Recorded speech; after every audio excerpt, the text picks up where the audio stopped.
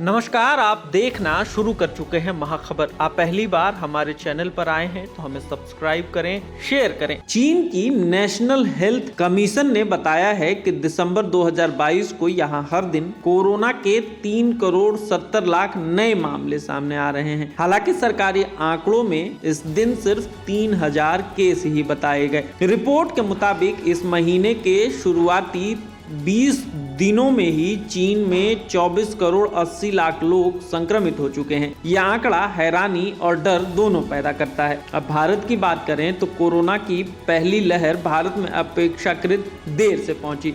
इसकी वजह थी कि भारत में मार्च में ही सख्त लॉकडाउन लगा दिया गया। सितंबर 2020 का महीना पहले वेव के पीक के तौर पर देखा गया।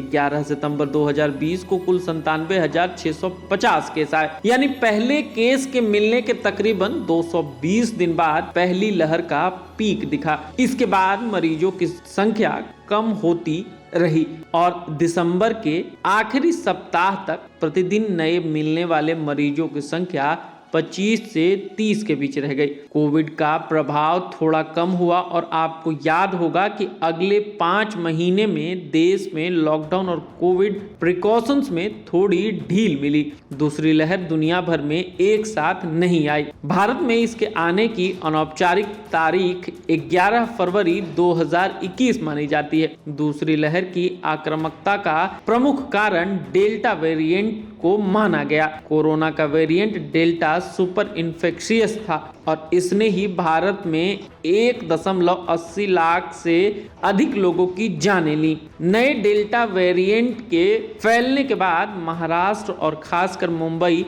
नए स्पॉट की तरह देखे गए। अप्रैल आते आते अकेले महाराष्ट्र में रोज 9000 केस मिलने लगे। WHO के अनुसार पहला मामला मिलने के बाद कुल 18 मई 2021 तक दुनिया के 48 देशों में डेल्टा वेरिएंट के होने की पुष्टि हो चुकी थी। इसके बाद ये मामले बढ़ते ही रहे। दूसरी लहर के फरवरी 2021 में शुरू होने के तकरीबन 84 दिन बाद ही इसका पीक आया। 6 मई 2021 को देश में 4,14,000 कोविड के मामले सामने आए। आधिकारिक तौर पर मई 2021 के अंत में भारत में कुल 27 लाख कोविड संक्रमित थे और 3 लाख से अधिक जाने जा चुकी थी। अक्टूबर 2021 के पहले सप्ताह तक डेल्टा वेरिएंट कम से कम 191 देशों में फैल चुका था। नवंबर 2021 के शुरुआती सप्ताह तक 7000 से 9000 कोरोना मामले आ रहे थे।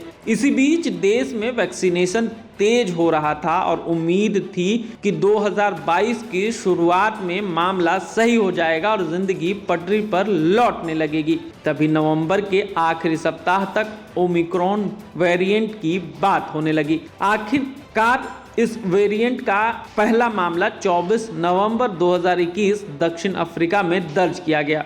इसके बाद दिसंबर 2021 के पहले सप्ताह में नए ओमिक्रॉन वेरिएंट के फैलने का समय माना गया। ओमिक्रॉन बहुत आक्रामक वायरस माना गया। इसके संक्रमित एक व्यक्ति 15 से 18 लोगों को संक्रमित कर सकता था। हाल ये हुआ कि जनवरी 2022 आते आते प्रतिदिन लाखों मामले सामने आने लगे। दिसंबर के पहले सप्ताह में शुरू हुआ कोविड का तीसरा दौर मार्च 2022 तक माना गया। इस दौरान 20 जनवरी 2022 को भारत में कोरोना संक्रमण के लगभग 3,47,000 मामले दर्ज हुए।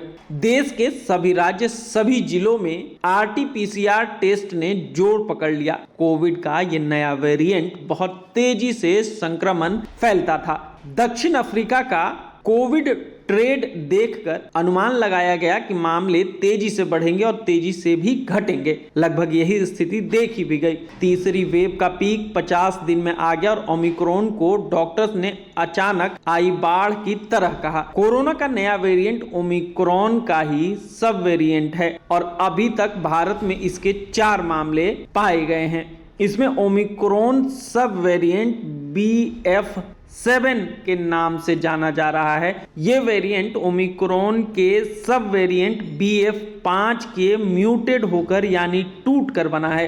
BF7 वेरिएंट से संक्रमित इंसान 10 से 15 लोगों को संक्रमित कर सकता है। कोविड के नए वेरिएंट से कितना खतरा है, यह कितने दिनों में हमें प्रभावित कर सकता है, ट्रेंड देखने पर ऐसा लग रहा है कि जनवरी में चौथा लहर भारत में पीक पर रहेगा। इसलिए आप अपनी सुरक्षा के लिए मास्क पहनें और कोविड गाइडलाइन का पालन करें।